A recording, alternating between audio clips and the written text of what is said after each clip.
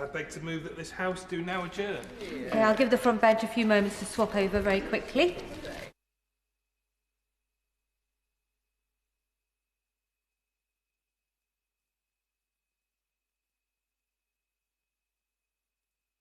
The question is that this House do now adjourn. It gives me huge pleasure to call Jim Shannon. Madam Deputy Speaker, it's always a pleasure to serve under your chairship, but it's a real pleasure to not intervene in an adjournment debate, but actually make the adjournment debate for a change. So, a real pleasure. I thank Mr. Speaker in particular for when I asked for it. I'd hoped to have it last night, but it wasn't possible. So tonight was a night to have it.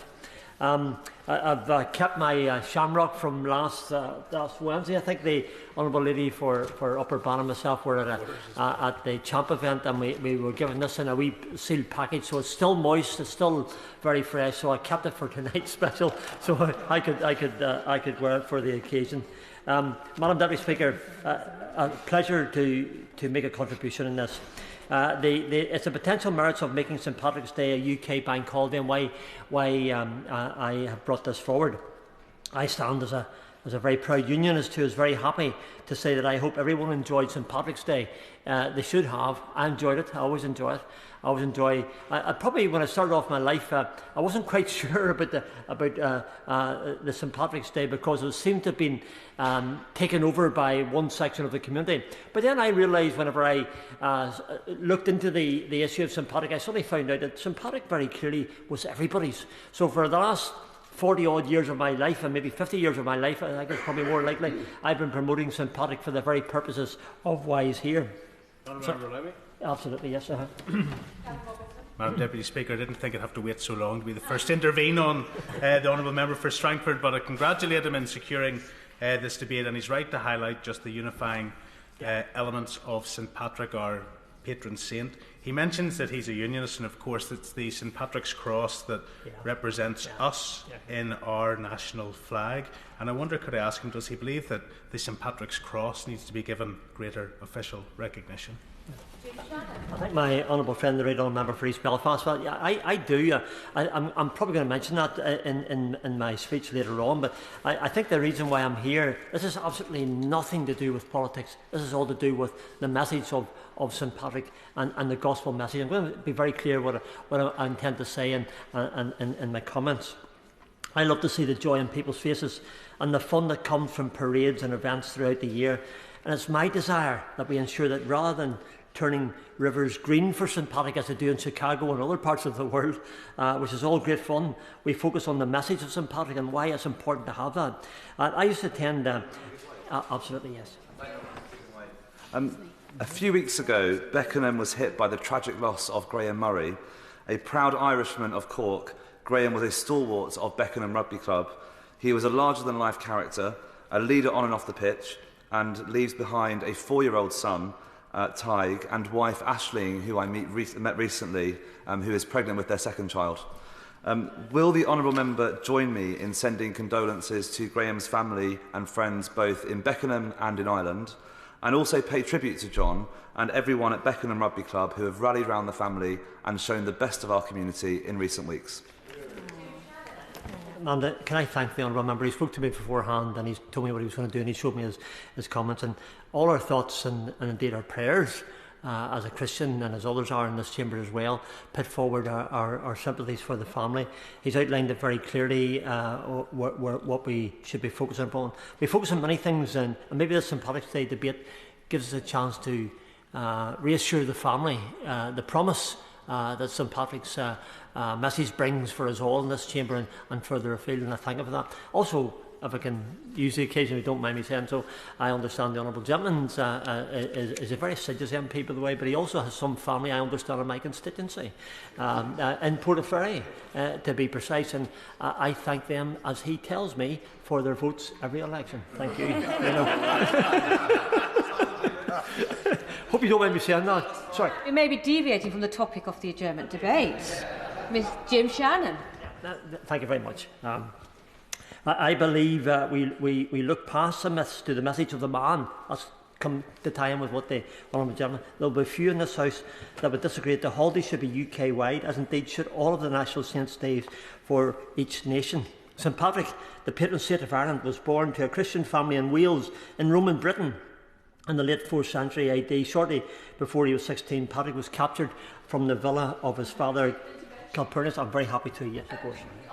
Needs to be sitting in the appropriate part of the chamber to be making an intervention. Mr Shannon, you should continue. By a group of Irish raiders who took him to Ireland and forced him into slavery. 6 years later, he escaped home to Britain. His religious faith strengthened during his time in slavery. The story of St Patrick is a wonderful story. It's a great story of love, of missionary, of Christianity. Absolutely give way, of course. I thank the honourable member very much, and I thank you, Madam Deputy Speaker, for your guidance. My apologies. The legend of St Patrick is, of course, a very famous one. We Scots like to think he was born in Kilpatrick in Scotland, but wherever he was born, I'm sure we can all agree that the things he represents, as the honourable member is putting forward, are things that we can all gather around. I think the fact that the celebrations around St Patrick's Day are so lively probably does have something to do with the fact that actually he was Scottish. Controversial, Mr Shannon. Madam Deputy Speaker, controversy already, my goodness. I thank the Honourable for that intervention, and I'm going to put forward the case that we should all be looking as one under St Patrick, Scotland, Wales, England and Northern Ireland. Believing he had been called by God to Christianise Ireland, he later returned to Ireland as a missionary. How wonderful it is to see the beauty of the union at work within St Patrick's life. A British man who fell in love with the people, but more importantly, whose love for God made him return to the bosom of those who had mistreated him in the slavery for 6 years. We all love the story of the little man coming good. We all fight in this house for the wee man, the wee woman, all the time. And that's the story of St Patrick, a former slave who absolutely changed the nation for God and for good. Absolutely. I thank the honourable member for giving way and commend him for securing this debate. Sadly, many see St Patrick now as a time for drinking and excess, and that's really against everything that Patrick stood for. Would my honourable friend agree with me that Patrick was in fact ahead of his time when you think of how the exposure of the gospel of Jesus Christ and the fact that he told people about their need of salvation, the death of Jesus Christ on the cross, and their need of repentance. So when we wear our shamrock, we need not think of the myths and legends, but of the true gospel of Jesus Christ. I thank my honourable friend for that there. Yeah, I'm going to come on to that right now, and he's absolutely right. I have long marvelled at the way St Patrick made theology understandable for those who had no education, no access to holy books and no ability to read them. He came with a message of love and action. This is the St Patrick I believe we should celebrate and honour, a man who loved Jesus, wanted the world to know him, not hampered by denomination or doctrine. St Patrick's message is as applicable today as it was 1600 years ago. Christ has a plan and a purpose for those who place their trust in him, and those of us who serve him have a purpose to glorify God and to help our fellow man. The cultural history of St Patrick is clear throughout my constituency, with the touches of his message spanning throughout. And indeed, as you walk through the hallowed halls of this very place, St Patrick's prominent position is clear in central lobby. And I glance up daily in pride at the place within this United Kingdom of Great Britain and Northern Ireland as symbolised along with St David, St Andrew and St George. Isn't that wonderful to have us all together as one within this great United Kingdom? Absolutely. I thank the honourable member for giving way, and I respect my Celtic brother in his pride as a Unionist. Of course, I am a proud nationalist, and proof perhaps that the Irish will always rise because I represent a Scottish constituency. But would he agree that, if I understand his motion correctly, that if we were to agree to a UK bank holiday for St Patrick, that we might also have to agree for one for St Andrew, St George, St David, and that these matters are more appropriate for the devolved assemblies to consider? I thank the honourable friend. We might have different aspirations, one for unity, one for independence, but nonetheless, the honourable gentleman and I are good friends and have been for a long time and will continue to be. Can I suggest that the next adjournment debate is that very issue? The Speaker, Mr Shannon, Robin Swan. Thank you very much, Madam Deputy Speaker, and I thank the honourable member for giving way and congratulate him. I think we've already heard, and it's maybe in response to the last speaker, we've already heard the Scottish claim St Patrick, We've heard the Welsh, actually, I believe, also try to claim him as well. We know he's our patron saint, so maybe that's why the member's motion thinks that St Patrick should really be that symbolical head for the whole of the United Kingdom. That's right. Can I thank the member for Southampton? Couldn't have put it better. Thank you. That was absolutely brilliant. Well done. It is my firm belief that much good comes from instilling national pride and identity into our young people in terms of self-esteem, but the benefit of our local economy from these celebrations. I also would highlight the good that can come from establishing Saints' Days as national bank holidays. St Patrick's Day is celebrated in England, Scotland and Wales, as the beauty of these collection of nations is the strong bond of our shared history. Travel to Liverpool, travel to Edinburgh to see if there's an appetite to celebrate St Patrick, and the answer is clear. All over the world, but in other parts of in Scotland and Wales and indeed across England as well. Some of my colleagues in the DUP took the opportunity to head to Washington to meet with the President of the United States recently and enjoy building that bond that can only be beneficial to our wee nation. We in Northern Ireland use the word "we" all the time. This is one of those words that we always use. Based on the shared heritage of the US and the UK and Northern Ireland in particular.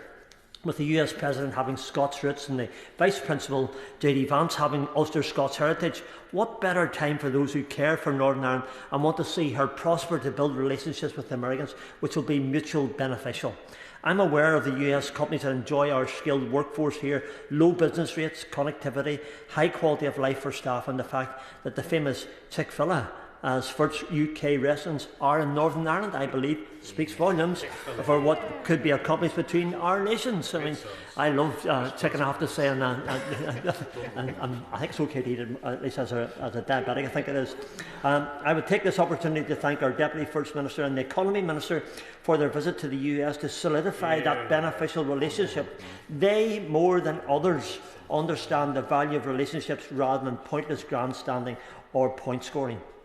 Whilst the Americans will have no idea or care for those who believe that they are above the US Northern Ireland trade links, they will have a clear picture of who came and what they have to offer, and that to me is again reminiscent of the message of St Patrick, the hand of friendship to all, the hand of friendship that I hand out to everyone in this chamber and who in turn hand it back to me. Happy to give way.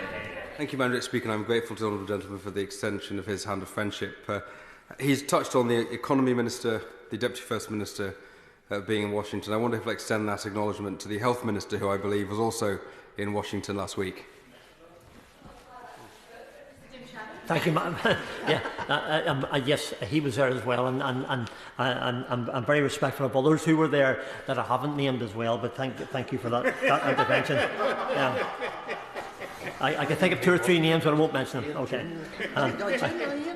I do not believe that we have fully grasped the potential merits in making St Patrick's Day a totally global phenomenon, not just for cities across the world to enjoy, but for people to come and enjoy in each of our 4 nations.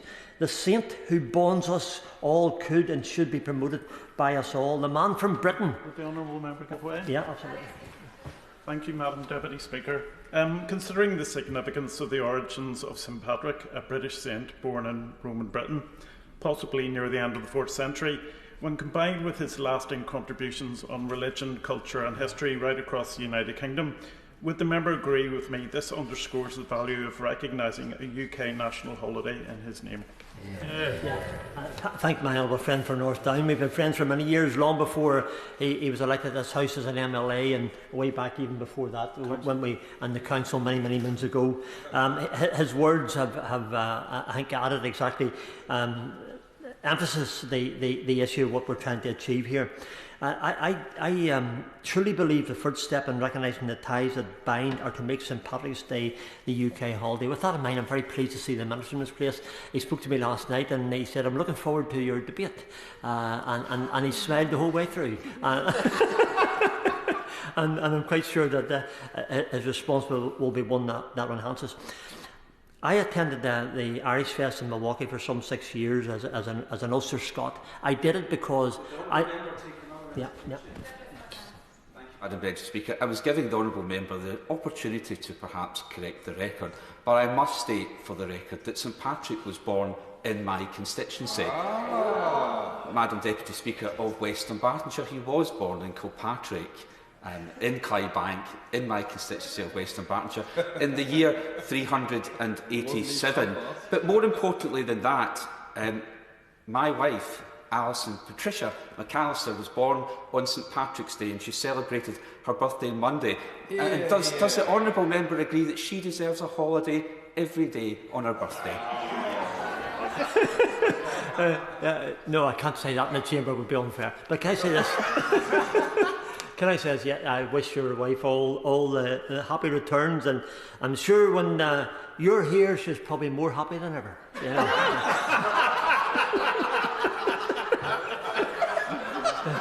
I say that in jest.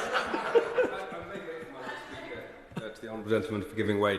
He's extending birthday wishes for those who celebrate on the 17th of March. My father had his birthday on the 17th of March. I'd invite my honourable colleague to send him happy birthday wishes too.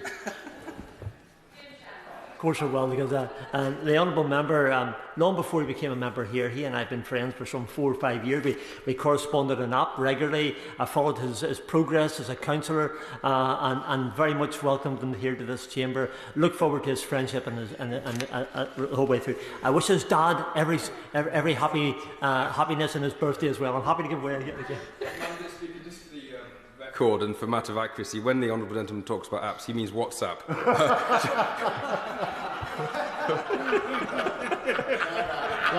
Yeah. As one who's not technically minded, he's absolutely right.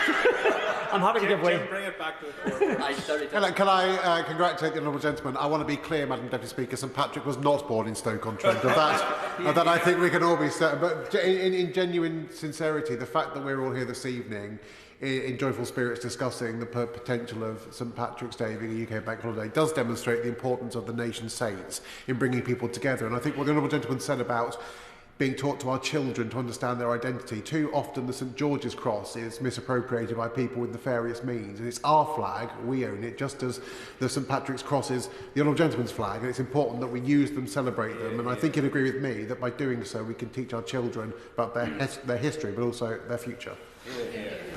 It always brings wise words to any debate. I told him that one day when we were at Westminster Hall, and he got up and he made a few comments, and I was greatly impressed by the honourable gentleman's contribution. I went over to him and says, "Your words today were very wise. Your words now are also wise." The point I wanted to make about Milwaukee and the Irish Fest that I attended for some 6 years as an Ulster Scot, I didn't have any difficulty going there. They had no difficulty with me going there. I think what I see in St Patrick is that gospel that he brought for everybody, wherever they are within these Celtic nations, whether it be Wales or Scotland or in England. Those are the things that we very much enjoy. I'm going to end with this words where I'm very conscious that the Minister wants to give me a very fulsome response, you know, and reinforce our request. You know, the words in St Patrick are what I leave with you now. I want to make the most of the advantages of our heritage of St Patrick, but more than this, I want the truth of his words to make changes in us all today, and that comes from the love of Christ, which is his message the whole way through, and I believe is the message as we as Christians should impress and deliver to those we meet. In this house, I have a very simple philosophy: be nice to everybody. It's not hard to be nice. Be kind, and do that in the best way that you can. But St Patrick's words are this: Christ with me, Christ before me, Christ behind me, Christ in me, Christ beneath me, Christ above me, Christ on my right, Christ on my left, Christ when I lie down, Christ when I sit down, Christ when I arise, Christ in the heart of every man who thinks of me, Christ in the mouth of every one who speaks of me, Christ in every eye that sees me, Christ in every ear that hears me. If we had those thoughts in our mind every day, I believe we would be better as a nation, better to ourselves as individuals, and show the love that Patrick showed through the gospel that he brought from Wales to Ireland, back to England and back to us again. He is our patron saint, St Patrick. He always will be our patron saint. Others may claim him, but they're not getting him.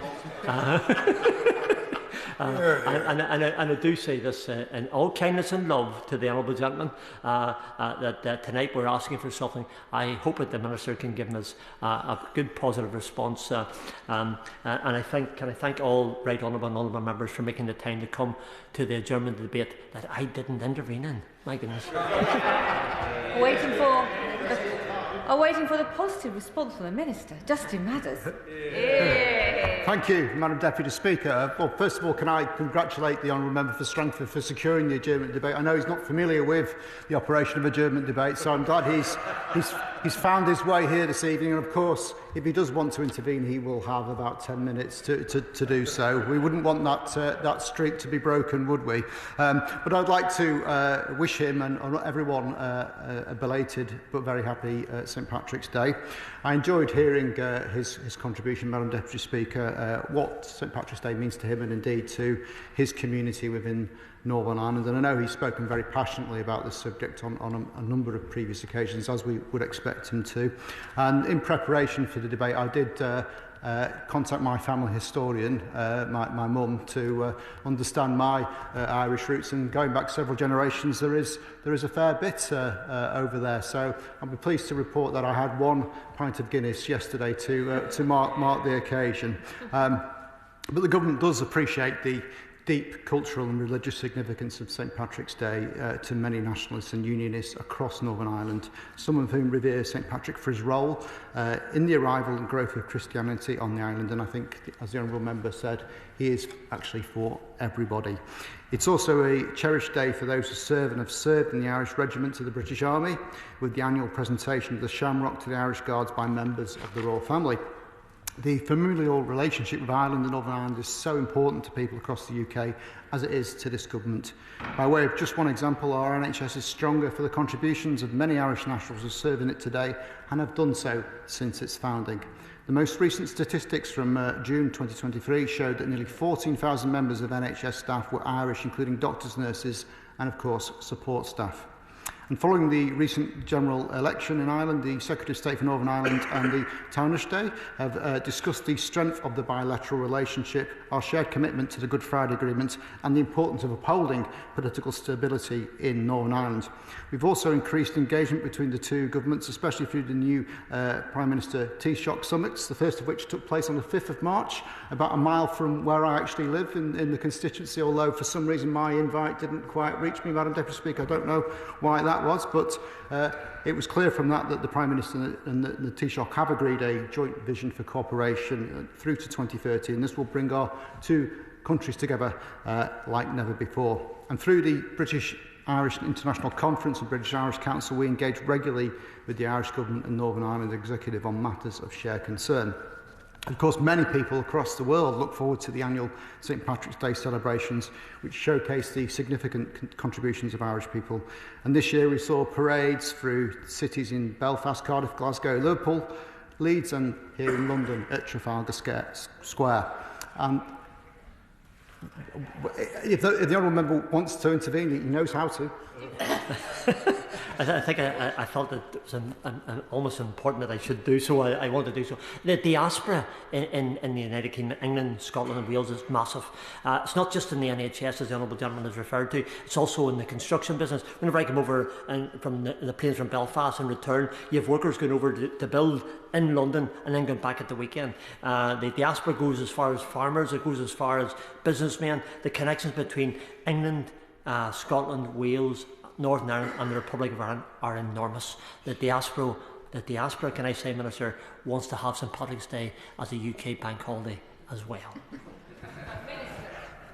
Well, I thank the Honourable Member for his intervention. I'm sure if I took some polling, there would be support, but I will come on to some of the reasons why we may not be able to grant him his particular wish on this occasion.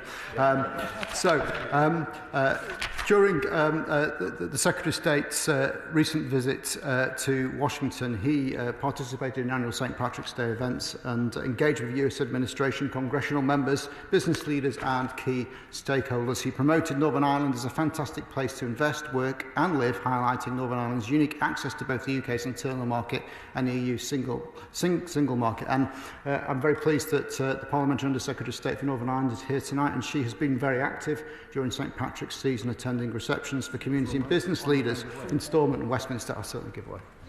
Lochfila Podrig Honadiv Galer, a happy St Patrick's Day. St Patrick's Day is a time to bring people together, and often in our local pubs. Will the honourable member agree with me and join me in thanking Irish pub landlords up and down the country, including Michael Duffy and Joe Duffy, who run the Chancery and the Jolly Woodman in Beckenham?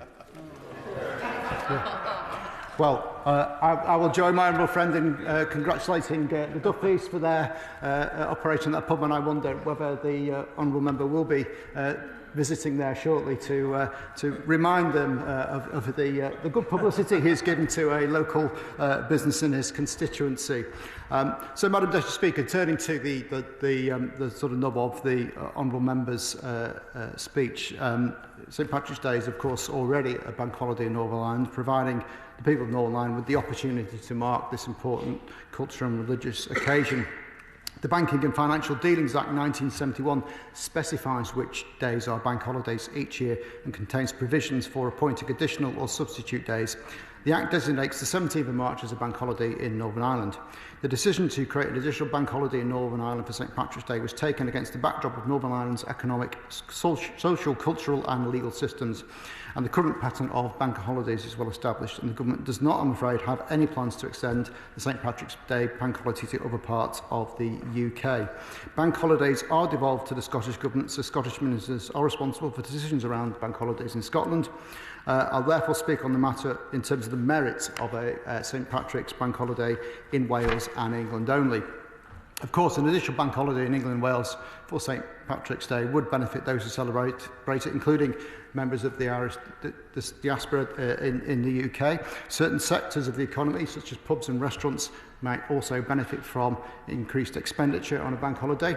It's a significant tourism draw to Northern Ireland as well, and so I would expect that extending the bank holiday might actually draw more visitors from England and Wales over there. However, Madam Deputy Speaker, the overall cost to the economy of an additional bank holiday is considerable. The latest analysis estimates the cost to the UK economy for a one-off bank holiday is around £2 billion. This estimate is derived from the impact assessment for the Platinum Jubilee bank holiday weekend held in 2022. An additional bank holiday would also impact public services. Bank holidays require the closure of schools, courts and tribunals. This may disrupt certain NHS services such as routine operations. And also point out there is actually no statutory right to time off for bank or public holidays specifically. Any right to time off or extra pay for working on a bank holiday depends on the terms of an employee's contract of employment. And like other terms and conditions of employment, this is a matter for a negotiation between employers and workers. So even if the St Patrick's Day bank holiday was extended to England and Wales, not all workers would actually be able to take it off. For example, many NHS and emergency service workers, many of whom we've already heard are from Ireland, might still be required to work. So we regularly receive requests for bank holidays to mark various historical, cultural, religious and sporting events. Very briefly, yeah. Madam Speaker, thank you very much indeed. Many people born on the island of Ireland in north, south, like my wife, made Newcastle Lyme their home, and like many of them, I was celebrating St Patrick's Day at the weekend at the Sneed Arms on Highland, an excellent local pub. But before the Minister goes on, he's just touched on other bank holidays. I wonder whether he'll find time to meet me at some other stage to discuss the benefits of making St George's Day a bank holiday. Well, the honourable member tempts me to get into another bank holiday, but I think the arguments would be the same in terms of the economic cost, I'm afraid. Although I think we should celebrate St George's Day more in this country. So, although we have no plans for a St Patrick's Bank holiday in England and Wales, the government would strongly encourage employers to respond flexibly to any requests for leave, be that to celebrate St Patrick's Day or any other significant religious or cultural events, be it Diwali, Vasakhī, Eid, Magna Carta Day, or indeed Remembrance Day or St George's Day. It is important that we are able to take time out to celebrate these events, and I would like to thank the honourable member for securing this important debate. And the message that he came to us with from St Patrick's of Unity is one I share with him absolutely. Question is that this House do now adjourn. As many as our opinions say aye. Aye. The ayes have it, the ayes have it. Order, order.